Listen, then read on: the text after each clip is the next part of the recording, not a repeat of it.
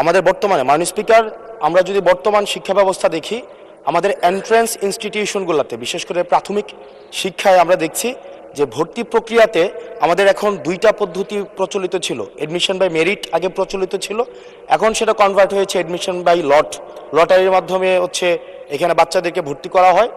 ফলত যেটা হয়েছে, ফিডার ইনস্টিটিউশনগুলোর শিক্ষার মান অনেক কমে গিয়েছে, যার ফলে টারশিয়ারি এডুকেশনে আমরা কোয়ালিটি সম্পন্ন ছাত্র আমরা বিশ্ববিদ্যালয়গুলোতে আমরা পাঠাতে পারি না।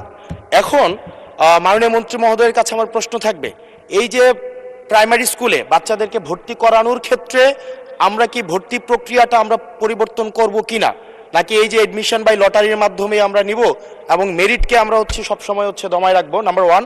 আর নাম্বার টু আমাদের বর্তমান শিক্ষা পদ্ধতিতে আমরা যদি দেখি, আমরা যারা পয়সা দিয়ে কিনতে পারে তারা এখন ইংরেজি মাধ্যমটা কিনছে, যারা পয়সা দিয়ে ইংরেজি মাধ্যম কিনতে পারে না তারাই কেবল আপনি যেই শিক্ষা পদ্ধতি আমাদের জন্য জনজীবনের জন্য আপনি চালু করেছেন সেটা আমরা কিনছি, আর যারা সেটাও কিনতে পারে না তারা মাদ্রাসা শিক্ষা পদ্ধতি কিনছে।